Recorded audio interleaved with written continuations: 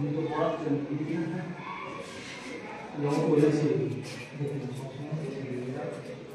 কেন ছেলে মেয়েদের দিকে আমাদের ছাড়ফাট দেওয়াতে আমাদের বুদ্ধি স্টাফ নেই, তাহলে একটু অসুবিধা। এটা তো শিক্ষা বলে আসবেন না ক্লাসে? এটা তো শিক্ষা আপনি ক্লাসে একটু বলে আসবেন না? না কেন আসবো?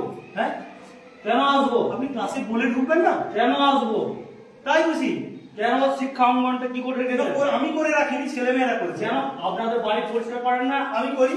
তাহলে কেন ছাড় দেওয়া আমার ডিউটি নয়। আপনি কেন না বলে ক্লাসে ঢুকবেন? কেন আপনি না বলে ক্লাসে ঢুকবেন? আমি আপনার এই দিকে ঢুকে যেদিকেই ঢুকুন, আমি ওই দিকে ঢুকান। আপনি অফিসিয়াল রুলস জেনে আসবেন। আমার জানা আছে কেন শিক্ষা অঙ্গন কেন এরকম শিক্ষা অঙ্গন কেন আপনি এই যে বিষয়ে কথা বলুন।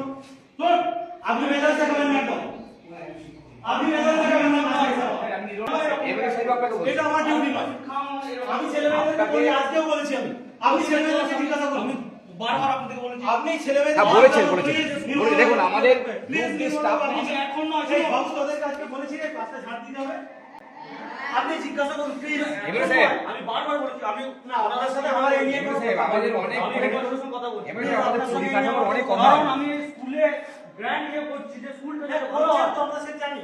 তাহলে গ্র্যান্ড এর ফর্মালিটি আছে, সব কিছু ফর্মালিটি আছে। এটা কি ক্লাস? দেখো আমাদের পরিকাঠামো অভাব ভীষণ অভাব। একটা গ্রুপ স্টাফ না আমাদের কি দরজা থেকে আরম্ভ করে ছাড় আমাদের কি দিতে হচ্ছে?